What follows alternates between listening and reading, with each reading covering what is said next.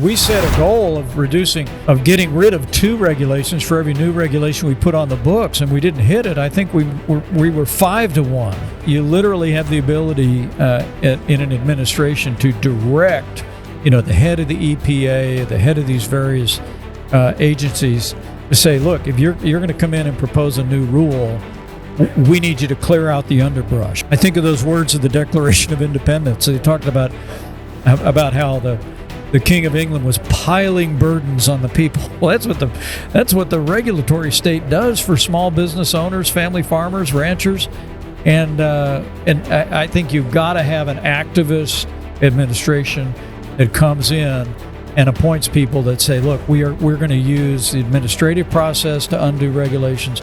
We're also going to use, as you'll find out, what's called the Congressional Review Act to bring regulations to the floor of the Congress, vote them up or down, hopefully vote most of them down. Americans are capable of achieving extraordinary things when they have the freedom and opportunity to do so. This is American Potential. And here's your host, Jeff Crank. Hey, thanks for joining us for another episode of American Potential. When you hear that Congress passed a bill costing billions of dollars, do you ever think to yourself, stop spending my money? Or when you hear about a new regulation, such as banning gas stoves, do you think to yourself, stop telling me what I can and can't do? There are many Americans who are really frustrated with the federal government because of its fiscal irresponsibility and its government overreach into every aspect of our lives.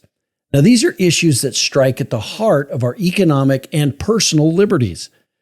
Today, we'll talk about some solutions to these issues with someone who's consistently stood up for principles that place a strong emphasis on limited government and individual liberty.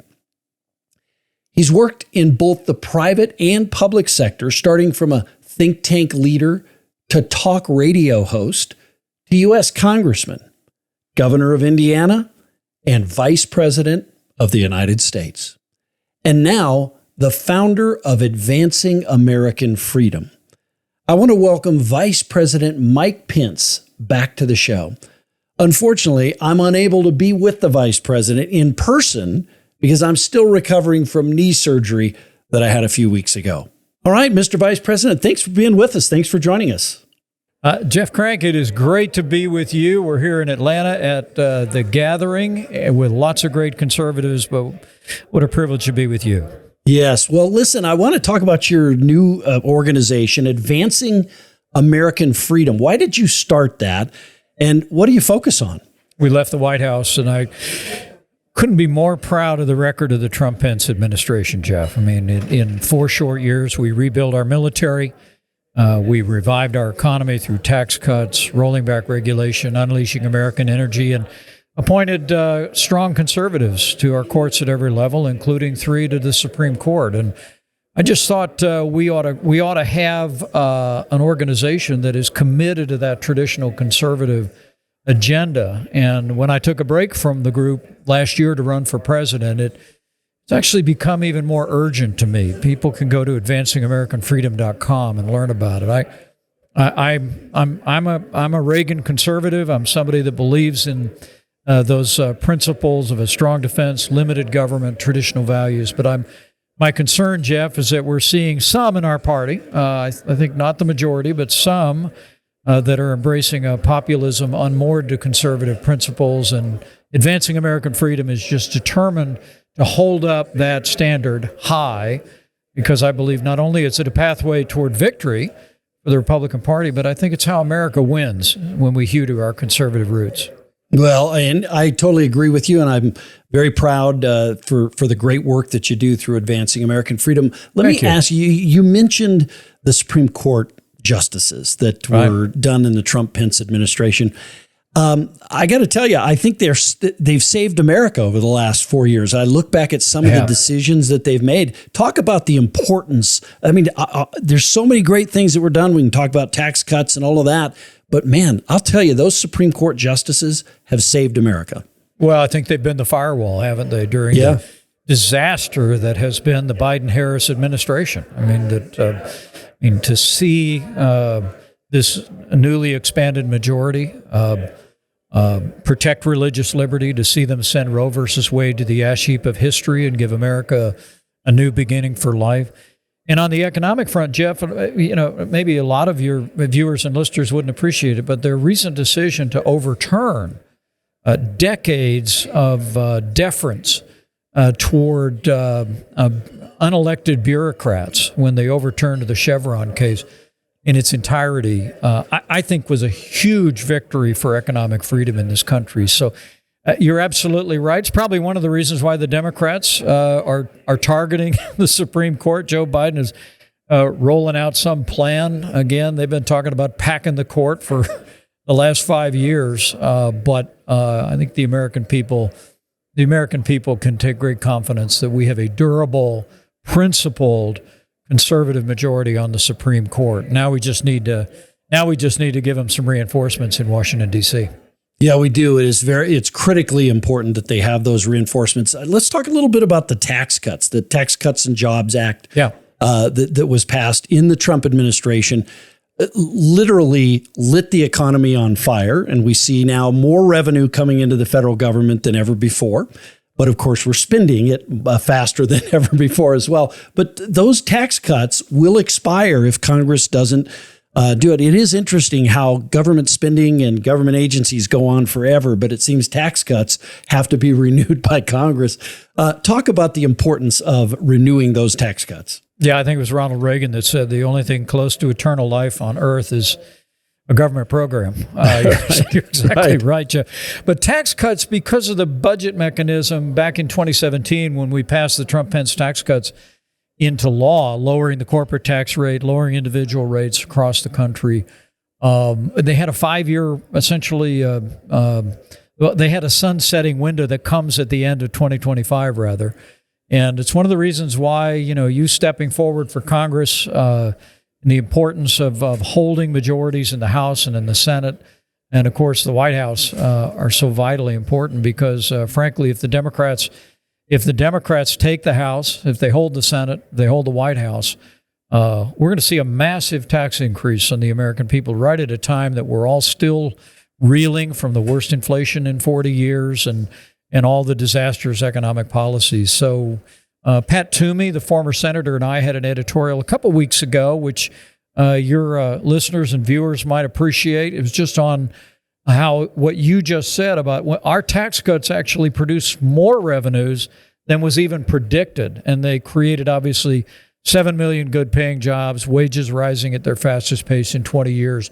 It was an unambiguous win for the American people, and defending those tax cuts going to be a major focus of ours in the next year and a half at advancing American freedom. Well, and the left continually pushes on those tax cuts and tries to argue that they were tax cuts for the rich and all of that. It's just not the case. I mean, this will really damage the American economy if these tax cuts aren't renewed by Congress, right? Well, I had somebody tell me just the other day, a good middle-class American said the Trump-Pence tax cuts are $600 a month in their wallet. Right. That's real money.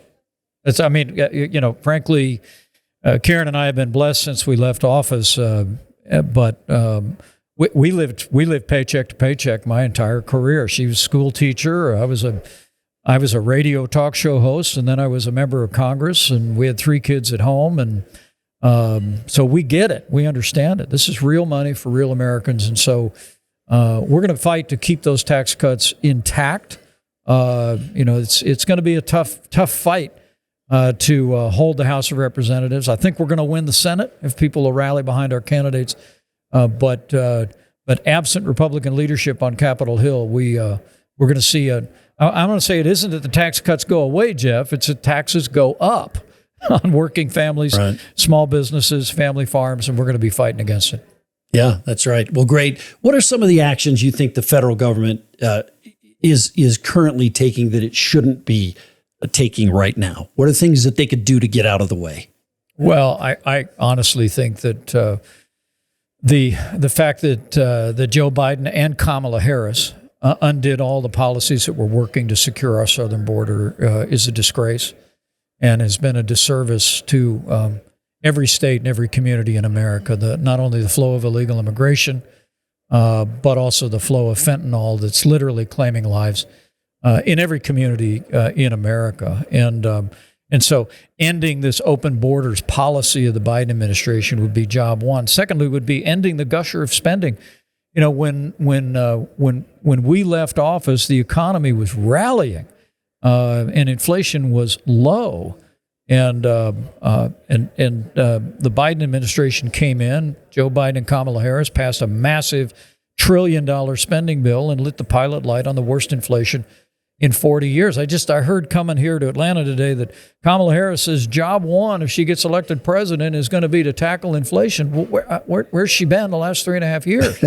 Right. So turning off the gusher of spending, I think it is absolutely essential to getting long-term economic growth, then preserving those tax cuts. But what's happening at the border, what's happening in the economy has just got to stop. And at the end of the day, we also we got to stop the cuts in our military spending.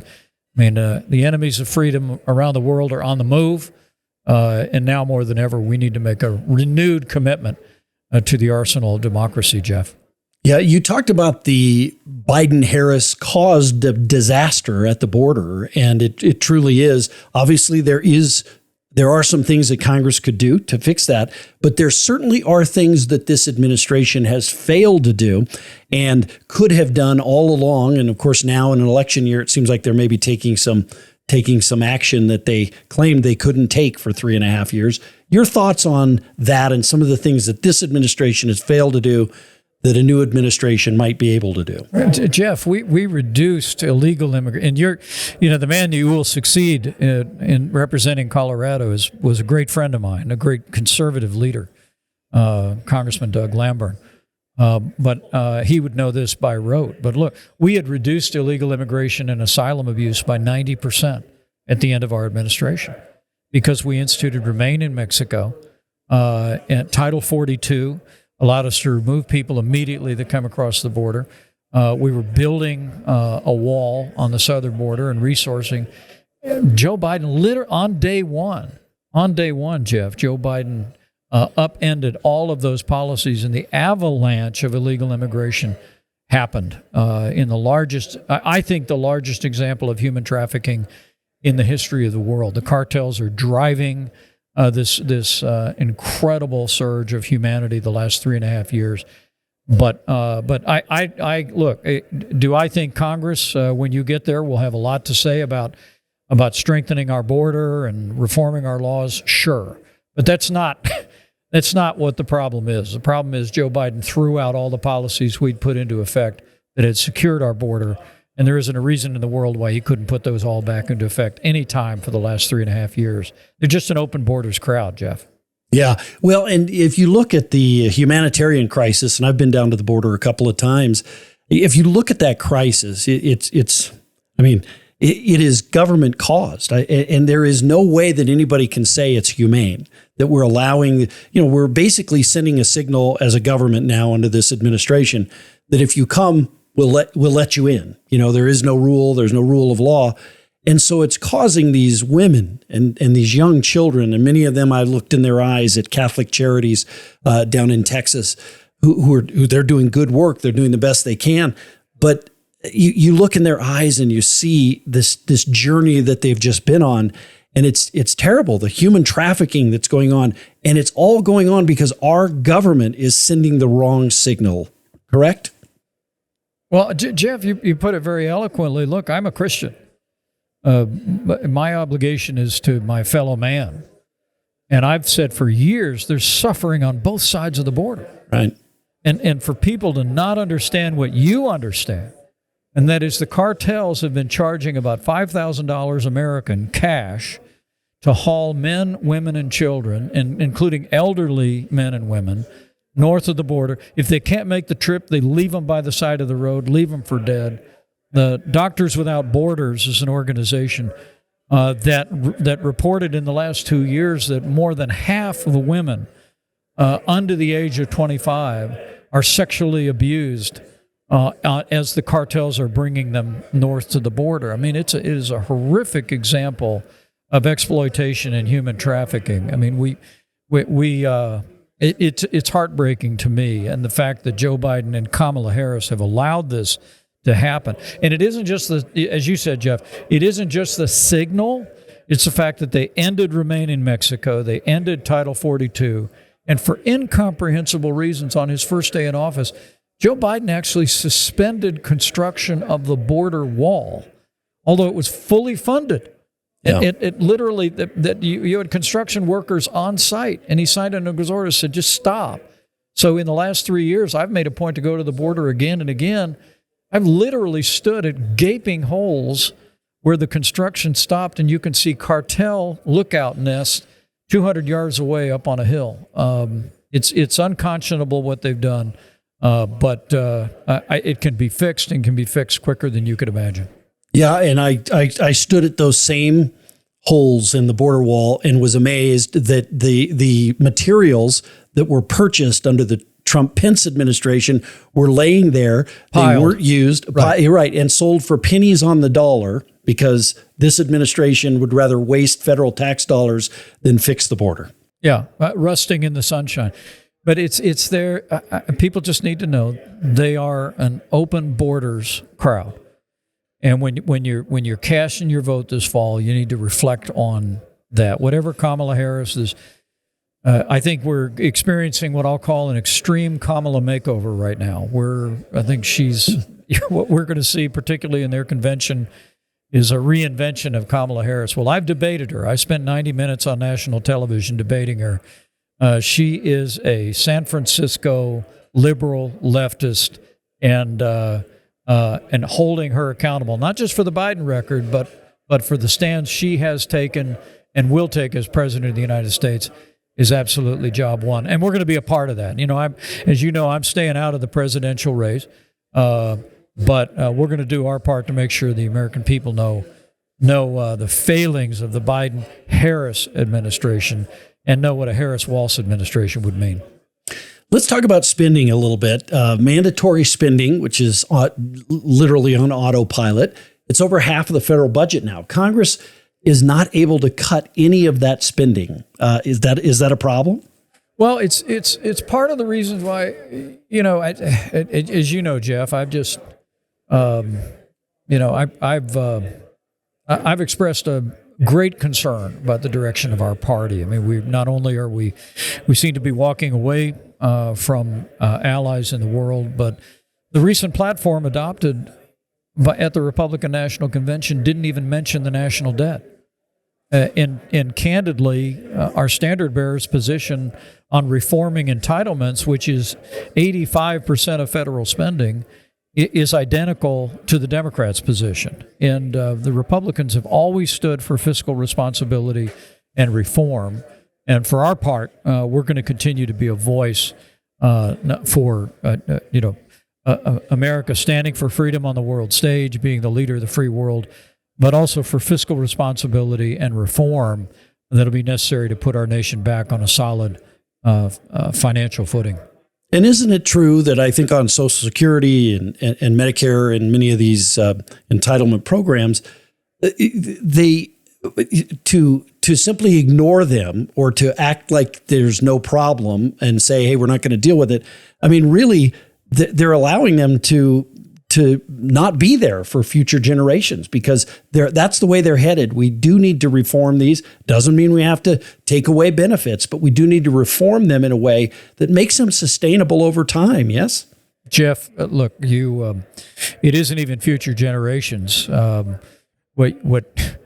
Social Security goes bankrupt, I think, in 7 years. Medicare goes bankrupt in about 5.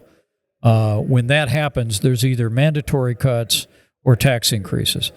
But now we have the opportunity to bring about reforms for younger Americans. Look, most people under the age of 30 don't think they're going to get a penny from Social Security anyway. What we can do is reform these programs. We can actually give them a better deal by allowing them to take some of their payroll tax and invest it in a personal savings account. And we'll make these programs solvent for the future. But it's, as I said, it's disappointing to me to see this populism unmoored to conservative principle that's taken hold in quarters of our party and even in our national ticket. And for my part, I'm going to continue to use whatever whatever bully pulpit I have, Jeff, to be a champion for freedom, for fiscal responsibility, and the right to life. Do we need when we're talking about non-mandatory spending, do we need a federal Department of Education? Do we need a national endowment for the arts and for the humanities and all these things? The federal Department of Education was President Jimmy Carter's bad idea. A lot of people think like Ben Franklin came up with it. Right. No, Jimmy Carter invented the federal Department of Education. Right. It was a bad idea then. It's still a bad idea. And we ought to board the thing up, block grant all the money back to the states, because education's a state and local function. It's part of, I'm a constitutional conservative, just like you and just like Doug Lambert. We have a limited federal government. And those things that are most important to the American people, our founders wanted to keep close to the people. Thomas Jefferson said, government that governs least governs best. I think education, public safety, all those things that matter and touch our lives most immediately are best operated at the state and local level, and Republicans need to get back to that.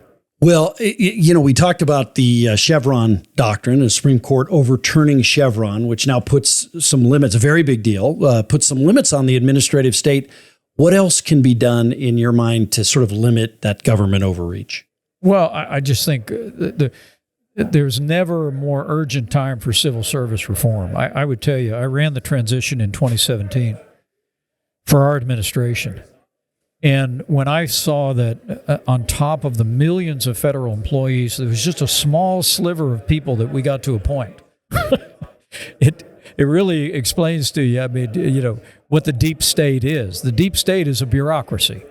And there's a lot of good, decent men and women who worked many years with honor and integrity. But the American people ought to know that an administration coming in has the ability to staff the administration with people that share what voters just voted for. And the last major civil service reform was under Teddy Roosevelt, believe it or not. So it's probably overdue. But it isn't about install our people so they can do conservative things with big government. I want to limit the size of government. I want to reduce the size of it. But giving an incoming administration the ability to bring in men and women of integrity who will administer these agencies in a way that reflects the philosophy of the new president, I think is an idea whose time has come. Let's talk about regulations a little bit. Regulations can be a big barrier for businesses and even for individuals. What are some ways that regulations, in your mind, can be reduced? Well, we set a goal of getting rid of 2 regulations for every new regulation we put on the books, and we didn't hit it. I think we were 5-1 in our administration. You literally have the ability in an administration to direct, the head of the EPA, the head of these various agencies, to say, look, if you're going to come in and propose a new rule, we need you to clear out the underbrush. We can't continue to pile. I think of those words of the Declaration of Independence. They talked about how the King of England was piling burdens on the people. Well, that's what the regulatory state does for small business owners, family farmers, ranchers, and I think you've got to have an activist administration that comes in and appoints people that say, look, we're going to use the administrative process to undo regulations.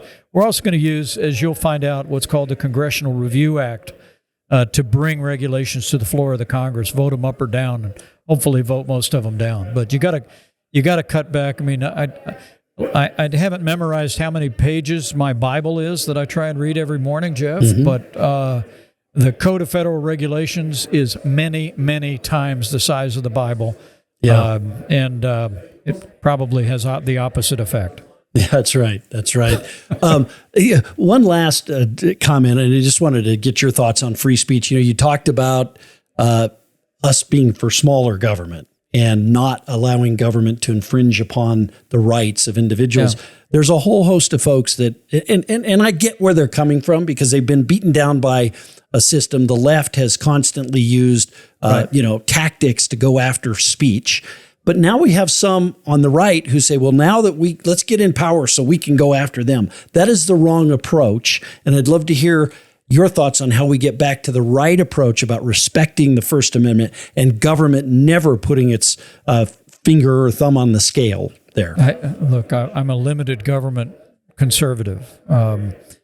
When I ran for president last year, Jeff, I said, my aim is not to manage government differently, it's to make it smaller, because I really do believe the size of government is in direct proportion, to opposite proportion of the size of our freedoms. So, I do think part of this populist trend in our party is embracing the notion that, the key is for us to get a hold of these programs and run them for conservative objectives, and that's actually not the approach. There's a truism that any government program a conservative creates can and will be used against you someday. That's right. I mean, look, you just have to understand that, and I think the American people get it. I don't live in Washington anymore. I live in Indiana, and at the little diner I was at in a small town yesterday, people coming up to me, talking to me. The people out there living, working, raising families, running businesses and family farms, they get it. They want government mostly out of their lives. They don't mind paying their taxes, but they need to be as low as possible. And they hold the view that we know how to run our lives better than anybody in Washington, D.C. ever will. And so I think that conservatives getting back to the principle, limited government and restraining the power of the state needs to be our lodestar in the 21st century. Well, Mr. Vice President, thank you for taking the time. Thanks for your service. I mean, you just, we talked through both before when you were a talk radio host to being a member of Congress to being Vice President of the United States. You've always been that sort of standard, a true policy champion that I think we can all be really proud of for limited government. But thank you for all of that, and thanks for joining us. Jeff, I'm very humbled by those words. I would say them right back at you. Thanks for your long career in the conservative movement, but the best is yet to come, although I would warn you, as I did before we got on the air, going from a talk show host to a member of Congress, you never know where that's going to end up. It won't go to Vice President, I can tell you that. Thank you, Mr. Vice President. Great being with you. Well, so great to have Vice President Mike Pence join us, as always. Always great to have him. But what a warrior, as I said, on just being a real champion, a policy champion on the issues of freedom and liberty and smaller government. And again, not using government for your own means, but trying to limit the scope of government and its infringement upon our individual freedom and the freedom of organizations and businesses and others. And it's great to have that conversation. And looking back at some of the great things that were done, whether it's the Tax Cuts and Jobs Act that must be extended, or whether it was the great Supreme Court justices appointed by President Trump and nominated by President Trump and appointed there as well. So these are great opportunities to talk and to talk with someone who's really been in the battle for a very long time from a lot of different angles. So it was great having him. If you know of a great story of someone that's working on expanding freedom and opportunity, and we should share that story, go to our website, AmericanPotential.com, fill out our Share Your Story section. That's important. And you can always keep in touch with us because we're always trying to keep you inspired and informed with some of these stories. The best way to stay connected to us is by liking and subscribing to our channel, as well as to following us on Facebook and Twitter and YouTube. So again, you can watch these. I talk to many people and say, I listen in the car. Great. That's wonderful. But if you're at your home, you can watch them on YouTube anytime in full video. And they're great to consume in that way as well. So I hope that you'll think about doing that. Liberty and freedom, they're easily taken for granted. Don't take it for granted. Go out there, be like Mike Pence, and be a warrior for limited government. Defend freedom, defend liberty. Thanks for joining us. Thank you for listening to American Potential. You may listen to more stories from Americans working every day to expand freedom and opportunity in their communities by visiting AmericanPotential.com.